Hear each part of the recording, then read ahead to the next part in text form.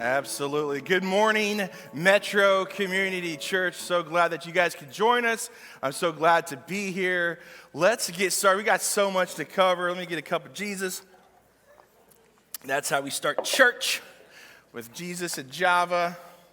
My name's Derrick, and I'm so excited to be here. I love what God's put on my heart for us. So if you are new or maybe just haven't been coming to Metro for very long, let me introduce myself. My name is Derrick, and I'm a part of the team here. I get to be a part of the Next Gen team. I get to oversee Metro College in particular, and this weekend I get the privilege to talk to you guys. A little bit more about myself. I was born and raised kind of South Central Missouri. Who's ever heard of Lincoln or Warsaw, Missouri? Anybody? Do we have a woo? I wouldn't go so far as woo, but we're like, all right, sure, but I appreciate it. Yeah, that's where I'm from. I actually grew up about 15 minutes outside of Warsaw and Lincoln. Both towns have about 1,000, 2,000 people, give or take. But I didn't even live in that town. I lived outside of it, out in the woods, out in the sticks. I'm a country boy. We didn't have running water. I'm just kidding. We actually had running water, but school was uphill both ways. I didn't have like an Xbox or anything like this or anything like that. What I did have was my imagination, and we had a lot of property. I mean, we had timber, we had ponds, we had creeks, we had hills and valleys and pastures, and I explored every inch of it. I loved my childhood. I loved growing up in the country. And every day that I had the opportunity, I'd be out in the woods. You know, sometimes like I would be like this archaeologist, and I would be in like in the ditches and stuff, and I'd be like digging up for dinosaurs. I kid you not, like Derrick right here, pretending to be an archaeologist. Sometimes I would be like a soldier. I was like on a secret mission, and it would just be me and my toy gun, and I'd be sneaking up on the enemy, and I'd be like, okay, let's go. And I'm talking to nobody, which explains a lot. And sometimes I would just be like this great explorer, out into the wilderness, out into the unknown, searching for that rare artifact, searching for that thing that was going to change everything. And sometimes I did find things. And sometimes those things aren't that great to find. I'll give you an example. We had this big old creek that was like just kind of washed out and had about 10 feet on each side. It's like that deep, right? And I remember I was going through the creek, I was like 10, maybe 12 years old. And there's this little 6 foot, 8 foot in cave kind of thing. It just kind of looked like you could tell. It was an animal kind of dug it out. I'm like, oh, that sounds like a good idea. I'm going to stick my head in there and see what I can see, right? Which is smart. And what did I find? A half-eaten deer, right? So the two things come to mind when you see a half-eaten deer in a cave. One, what ate the deer? And two, if it's big enough to eat a deer, it's big enough to eat me. Right? The third thing is, when's it coming back, right? And so I was going to stick around and wait to find out. I got out of there. I don't know what it was, but I didn't wait to find out. See, the wilderness is exciting. It's awesome. It can certainly be life-changing and life-transforming, but it can also certainly be scary. Right? Because that's part of the allure of the wilderness, is the unknown, is the challenge, is the what is going to happen next. And so that's so true whether you're in the desert, you're on a mountain, or just some sort of wilderness. But folks, it's so true when it comes to life. Right? We are all in or are going to go through a wilderness of sorts. Metaphorically, spiritually, or otherwise, we will find ourselves in a wilderness, facing the unknown, and it can be scary, and it can be daunting, right? Maybe you're looking at a new possible career change, whether by choice or you're forced into that position. But nevertheless, boy, isn't that scary to think about? The possibility of changing careers, changing jobs every time. Like what's with my watch? It just turns on its own, right? So maybe it's a career change. Maybe you're stepping into parenthood for the very first time. That is scary. Oh my goodness, right? Like you think you know, you don't know. Because I thought I knew and I didn't.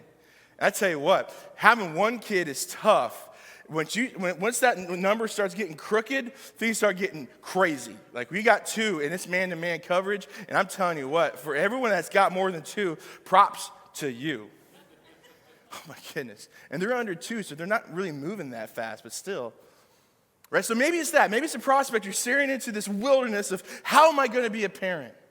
How am I going to find a new job? How am I going to find that career that's going to provide for my family? Maybe it's like, you've got some kids and they're getting older and like they're just not following the path that you've hoped and prayed for.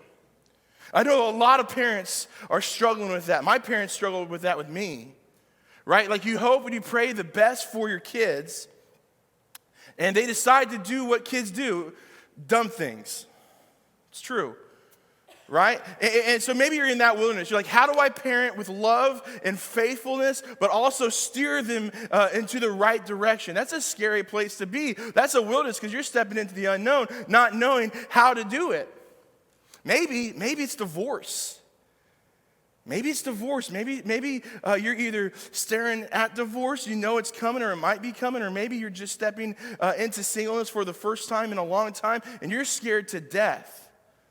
Because the world is different. And you feel, hear me, it's a feeling that you just don't know how to be single. You don't know how you're going to do it on your own. My point is there's so many different wildernesses that we'll have to tread through in life. And I think what's so important when we face a wilderness, whether physical or metaphorical, if we're going to face the wilderness and we're gonna survive, and not just survive but thrive, and in our case with these life wilderness, do so by honoring God in the process, we've got to know what we're up against. We got to understand what the wilderness is. And so that's what I want us to talk about for the next 35 minutes or so, if you're lucky. Last night I went over by 12 minutes, so strap in. Just kidding. I've worked on it. We're tightening it up. John's like, Derrick. Not really. He's very supportive. My point is, we're going to talk about 5 truths. 5 truths about the wilderness that if we can understand them and apply them, we'll be able to faithfully navigate the wilderness, whatever we come into it or whenever it happens, we will be ready. And so what I want us to do is study chapter 16 in the book of Exodus. That's God's people, the Israelites. They are going through their own wilderness. And what I want us to do is study that wilderness, what they experienced, what they went through, what God did to get them through it, so that we can apply it and God can get us through our own. 5 truths about the wilderness. Exodus chapter 16. Let me give you some context before we really dive in.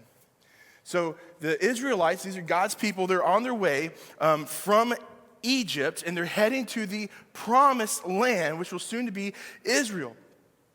For 400 years, they were slaves in the Egyptian empire. It was a terrible existence. It was dangerous. It was deadly. It was harsh. It was hard. And for 400 years, they cried out, and God listened, and God sent Moses to save them. You've seen Charlton Heston. He brings the 10 plagues, and he gets them out of there. And along the way, God destroys the Egyptian army with the Red Sea. He parts it, right? How amazing and miraculous is that? That God parts the Red Sea for the Israelites to escape, and then he collapses it in on the Egyptian army. By day, God uses a pillar of smoke to lead the Israelites from Egypt to the promised land. By night, it's a pillar of fire. God is continually showing up in these miraculous ways. And so that's kind of where we pick up on, is in the middle, the beginning of their journey in this wilderness. And I tell you what, when we examine this, I think there's a lot to learn and a lot to apply. That's the context. Chapter 16 is the verses. Let's get to work. Chapter 16, verses 1 through 3. The whole Israelite community set out from Elim and came to the desert of Sin. Side note, Sin is not Don't read into that. It wasn't like an extraordinarily terrible desert. It was just a desert. It was a wilderness, okay? It just happened to have a really bad name, right? And then they're like Hell, Wisconsin or Hell, Michigan. It's not a bad place. It's got a bad name, right? So that's what this is, which is between Elim and Sinai on the 15th day of the second month after they had come out of Egypt, okay? So they're in this desert, and it's been about 45 days. That's important. A month and a half. In the desert, the whole community grumbled against Moses and Aaron. The Israelites said to them, "If only we had died by the Lord's hand in Egypt. There we sat around pots of meat and ate all the food we wanted. But you have brought us into this desert to starve this entire assembly to death." So, again, let me recap. Slaves for 400 years. Slaves. God sends plagues. God leads them. And a month and a half later, they're like, "Oh my gosh, when is this going to end?" Like, oh my goodness, like at least when we were slaves, we got steak. At least we got to eat. This is amazing. It's not nearly as bad as, being free on the way to the promised land. It only took them 45 days to minimize the future that God had for them and romanticize the past that God saved them from. And that's our first truth, gentlemen and women. It's this: the wilderness can make you romanticize your sinful past and minimize your faith-filled future. The wilderness can make you romanticize your sinful past and minimize your faith-filled future. This is what it kind of looks like. Men, we do this a lot of times. Ladies, we do this a lot of times. How often has this ever happened to you? Do you remember this happening to you? Like you got out of a really bad and maybe toxic relationship, or your friend got out of a bad and toxic relationship, and like 6 months go by, and you're like, you know what? He wasn't that bad. And you're watching your friend just go right back into that relationship. And you're just screaming, "What are you doing? Did you forget how bad it was? Don't you remember why you wanted to be single to begin with? What happened there?" We romanticize our past. We minimize how bad things were. We forget why we wanted to be saved from the past to begin with. And we forget what we wanted in our future. And that's exactly what the ancient Israelites in the desert of sin were doing. Right there for 400 years, they're in a really bad relationship with the Pharaoh. And all they want is out for 400 years. And then 45 days later, they're like, "Well, the Pharaoh, at least he gave us food and stuff. It wasn't that bad. I mean, it's better than the desert, right?" And all the while, God's just showing up miraculously time and time again. They romanticize their past and they minimize their faith-filled future in the promised land. And here's the reality, gang. We do the same thing in our faith. You remember when you first became a Christian? You remember when you first became on fire for the Lord? You remember how good it felt to learn and to grow and to be engaged with God on a daily basis? And you couldn't wait to get up and read your Bible. You couldn't wait to pray. You couldn't wait to get to church. You couldn't wait to go to small group. But then what happens over time? These things start to fade a little bit. Why? Because the memory of what God saved you from starts to fade. Remember when you first became a Christian. Now, I want you to remember why you became a Christian to begin with, or why you came back to Christ after so many years, or why you gave up on that old church or that old denomination because you were exploring something different. So many times, myself included, I minimize my sin-filled past. I romanticize my sinful past and I minimize my faith-filled future. Right? So what does that look like? Like I said, like we used to come to church every weekend. But because I'm forgetting what God saved me from, now all of a sudden sleeping in looks a lot better. I used to be a regular at small group, but because I'm minimizing and romanticizing my sin-filled past, all of a sudden, I don't have time for group. I got chores around the house. I'm going to stay a little bit later for work. Yeah, I could read my Bible or I could watch the game. And we got to be really careful because the desert is sneaky. It'll convince you that, hey, that life before Jesus, it really wasn't that bad. It was just a season. You can dabble, you could dip, you could go back if you want to. And we forget that the path that we were on was leading to destruction. There was a reason why it brought us to our knees. It brought us back to Jesus. If we want to survive, we've got to forget the past and look towards the future. That's what the Apostle Paul did.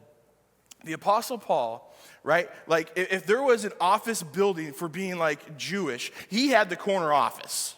Right? Like this guy had the right name, he had the right education, he had the right job. His job was to destroy the early Christian church. And he was really good at it. And he had everything going for him. And then he meets Jesus on the road to Damascus. On the road to Damascus, he encounters Jesus. He realizes that his life that he was living was wrong, that it was sin. And this is what he says about his sin-filled past and his faith-filled future. He says this in Philippians 3:7-13. But whatever were gains to me, I now consider loss for the sake of Christ. What is more, I consider everything a loss because of the surpassing worth of knowing Christ Jesus, my Lord, for whose sake I have lost all things. I consider them garbage. My past, my money, my name, my reputation, my education, all of it. It's gone. It's garbage.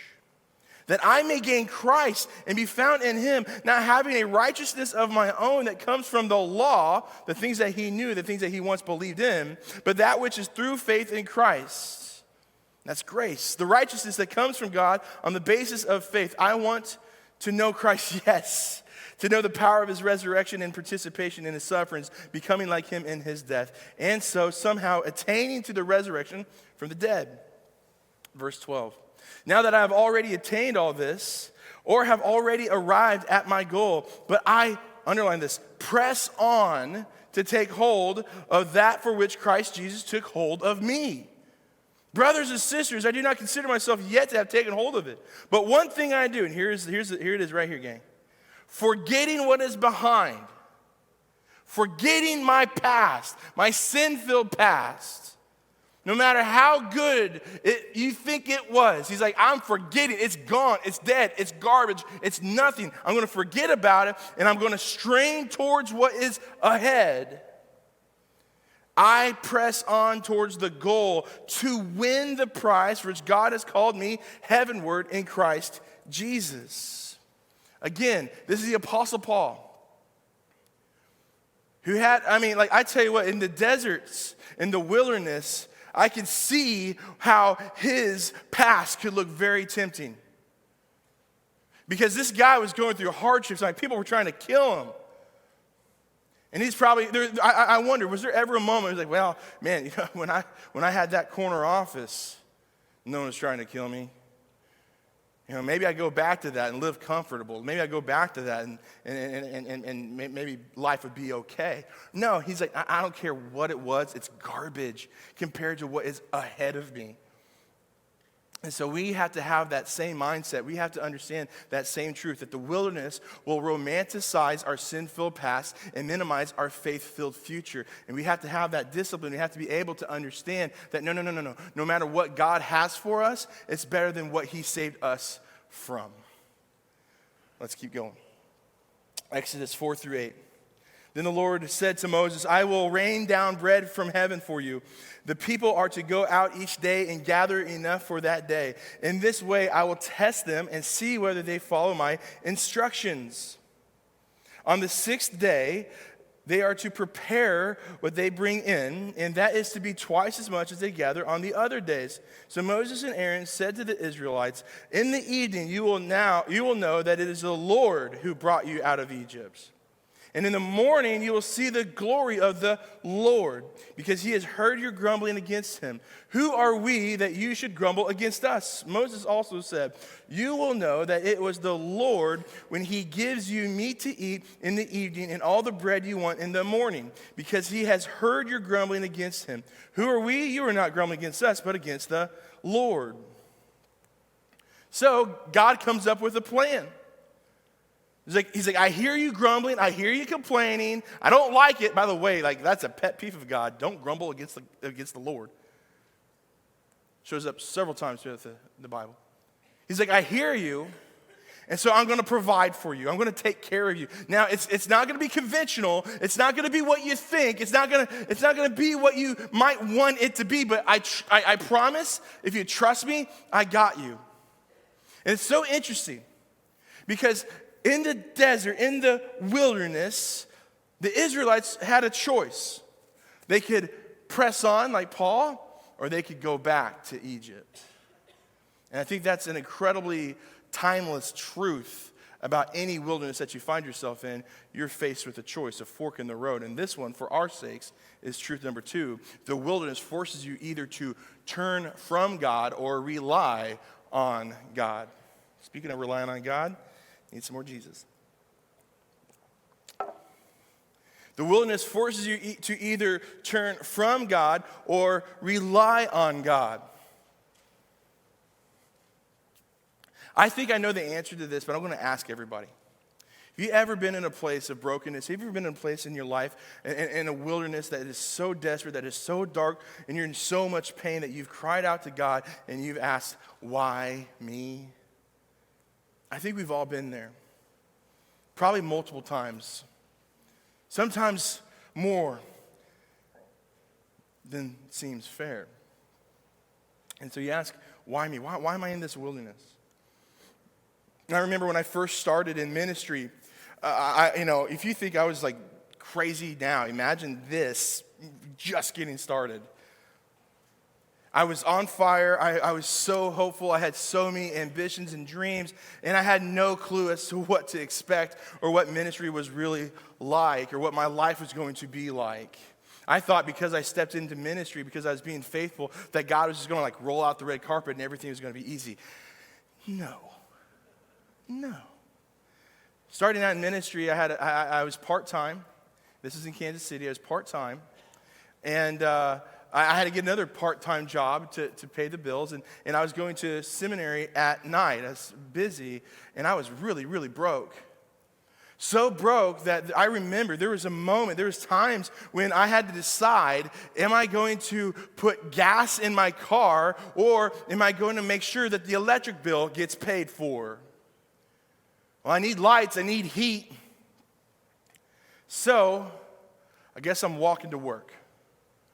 And I remember that season. I remember that wilderness that I was in. I remember having to walk. And this is what's incredible is when you're in that place, God's will for you is to always be thankful in all circumstances and all seasons. Like there is a reason to be thankful. You just have to find it. It was in that walk that I discovered how to be thankful, what to be thankful for. I kid you not, my Thanksgiving, what I was thankful for was the fact that I lived so close to work. Man, at least it's not a mile, at least it's not 10 miles, at least it's only a few blocks.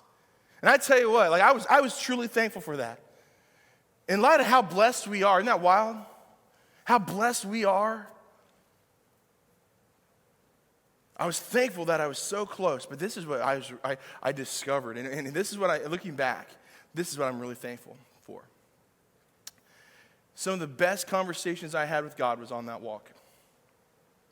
I could take any of you guys right now. I could take you exactly to the place where the Lord spoke to my heart time and time again. I can smell, it was autumn. I could feel the crisp air. I remember how bright or how dim it was. I remember the buildings on my left. I remember the brown satchel that I had all my stuff in for the church. I remember walking.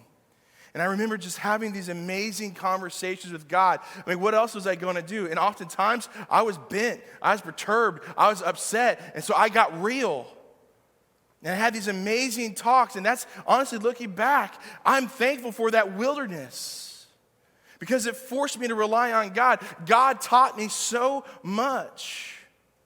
I'm so thankful that instead of turning and trying to figure it out on my own and fixing the situation on my own, I relied on God. And that's what the desert does. It makes you make a choice. And if you're not careful and you're not faithful, you'll make the wrong one. Proverbs 14:12 is very clear. There is a way that appears to be right, but in the end is death.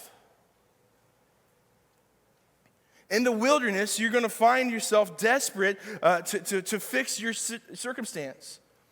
In the wilderness, you're going to be desperate to just get out. And so oftentimes, we will choose ourselves, we'll put faith in ourselves to save us. But what we really need to do is trust the Lord, because He promises to be there. He promises to save us.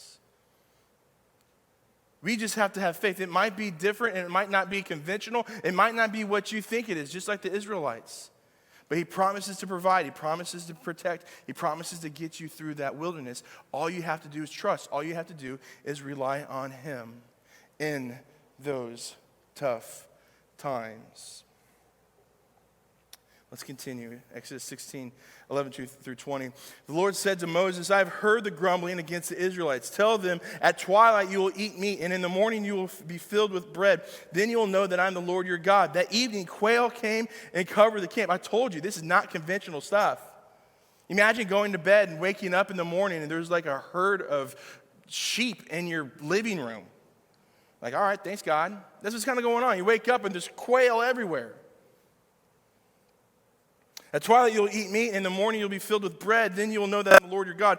That evening quail came and covered the camp, and in the morning there was a layer of dew around the camp. And when the dew was gone, thin flakes like frost on the ground appeared on the desert floor. When the Israelites saw it, they said to each other, what is it?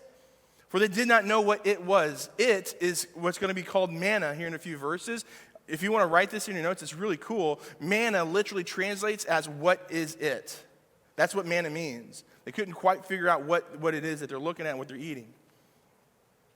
Moses said to them, it is the bread the Lord has given you to eat. This is what the Lord has commanded. Everyone is to gather as much as they need. Take an omer for each person you have in your tent. The Israelites did as they were told. That's important. You have to remember that. Some gathered much, some little. And when they measured it by the omer, the one who gathered much did not have too much, and the one who gathered little did not have too little. Everyone had gathered just as much as they needed. Then Moses said to them, no one is to keep anything until morning.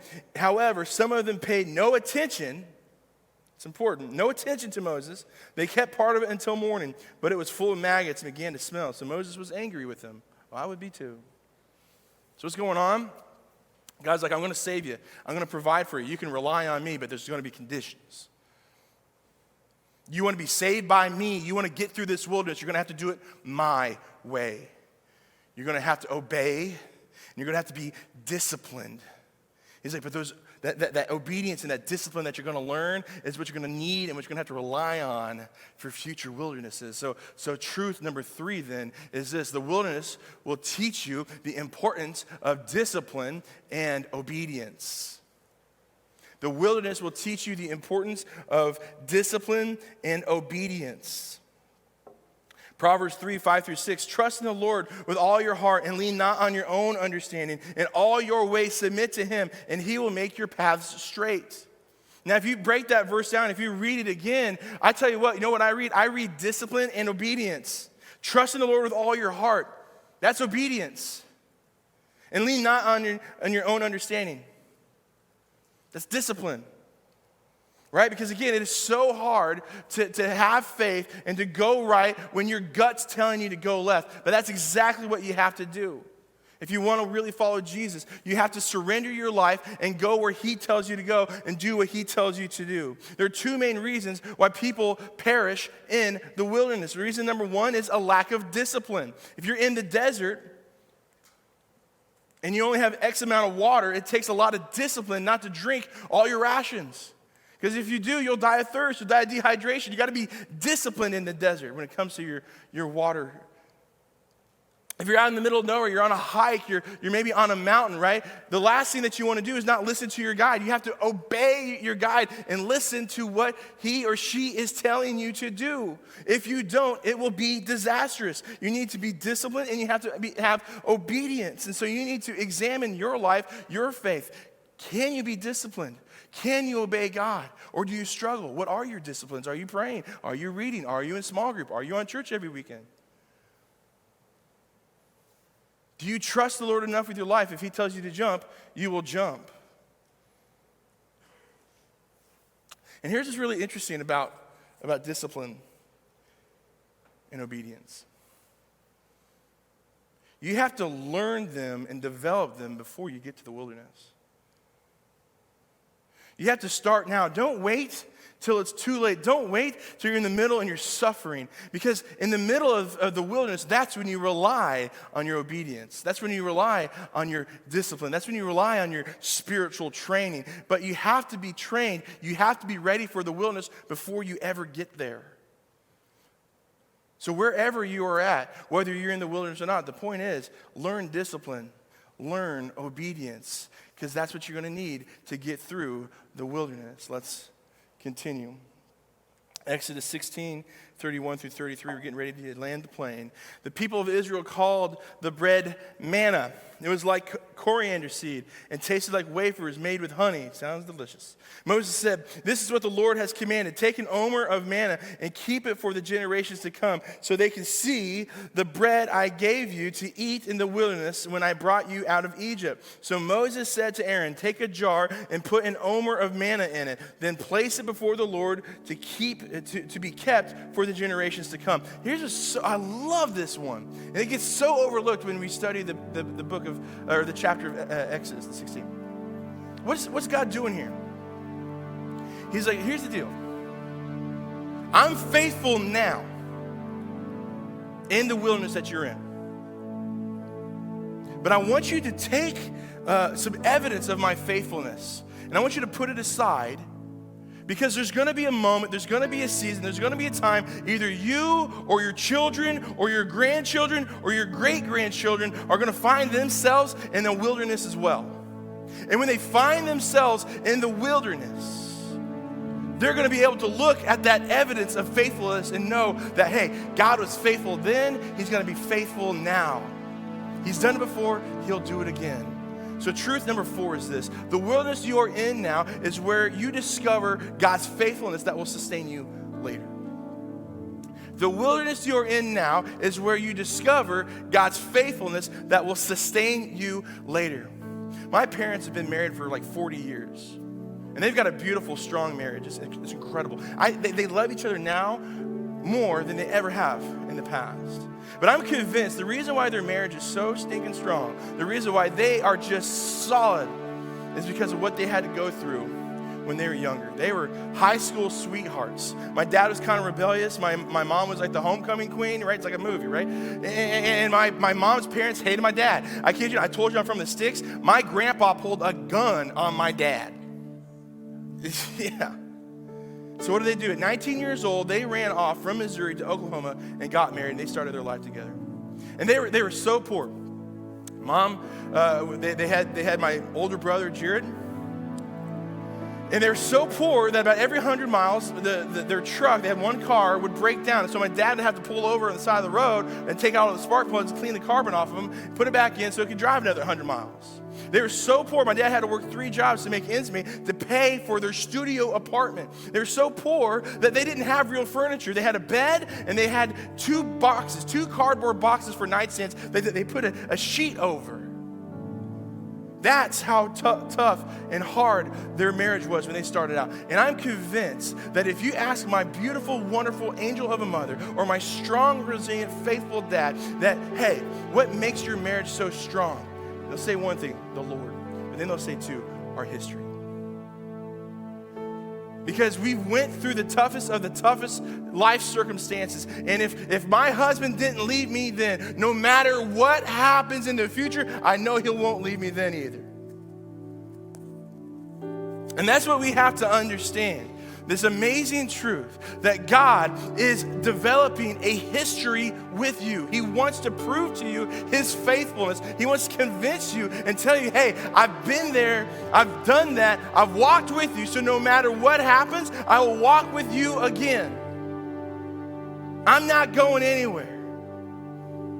I'm with you every step of the way, no matter what wilderness you find yourself in. So that's point number 5. The wilderness you are in is exactly where God is too. The wilderness that you are in is exactly where God is too. Psalms 34, 17 through 19. The righteous cry out, and the Lord hears them. He delivers them from all their troubles. The Lord is close to the brokenhearted and saves those who are crushed in spirit. The righteous person may have troubles, but the Lord delivers him from them all. Notice that it doesn't say, if you are righteous, if you are faithful, you will not have trouble. What it says is, if you are righteous, if you are faithful, you will have troubles, but God will save you. We have to remember that hard times are a part of this life, right? The wilderness is a part of your song. It's a part of your story. What's beautiful is every step of the way, just like the Israelites, God is with you. God will never leave you. He will never forsake you. If you are his son, if you are his daughter, he is with you in the wilderness. And oftentimes we put ourselves in the wilderness. And oftentimes it's our own selves falling and straying and finding ourselves in the wilderness. And the last thing that we want to do is turn to God, right? I made the mistake. I messed up. I sinned. I put myself in the wilderness. Why? Why would I want to turn back to God? He wants nothing to do with me. But don't you know that's exactly what you're supposed to do when you find yourself in that kind of wilderness? Don't you know that no matter what wilderness you find yourself in, you can cry out, even if it's your own doing? It's a part of his character. It's a part of who he is. I love what Jesus says right here in Matthew 18. He's talking about his dad right here. What do you think? If a man owns 100 sheep and one of them wanders away, will he not leave the 99 on the hills and go to look for the one that wandered off? And if he finds it, truly I tell you, he is happier about that one sheep than about the 99 that did not wander off. In the same way, hear me, in the same way, your Father in heaven is not willing to let any of you perish. That's his character. That's who he is. That's how much he loves you. It's in the wilderness. It's in the wilderness that we remember and we look forward to our faith-filled future. It's in the wilderness where we discover how much God wants to grow and build and change us into who he wants us to be. It's in the wilderness where we discover how faithful he is. It's in the wilderness where we discover how near to us he is. And so my hope, my prayer for you is that you won't grumble when you find yourself in the wilderness. And I'm not discounting, I'm not diminishing how hard life can be and what you guys are going through. But my hope is that you can find yourself in a wilderness and find that God is right there with you. And if you can find that, if you can believe in that, then you can worship and thank God for it. That's the difference. And that's how you survive the wilderness. And if we can do that, then we can worship him and we can thank him. So what I want us to do is do just that. Would you stand with me? We sang a beautiful song at the beginning of the service, before the message. My song. And I want us to sing it again. And this time, I want us to think about where we are at. Am I in the wilderness? And I want you to try your best to find a reason to thank God for it. Or maybe you just need to surrender yourself in this moment, in this time, in this wilderness. Or maybe you know God has gotten you through some tough things in the past. Maybe just thank God for them. But whatever it is, I want us to worship him. And I want us to find a way to thank God for the wilderness. Because I tell you, when we get there, that's when everything changes. So let's sing with everything we got to our amazing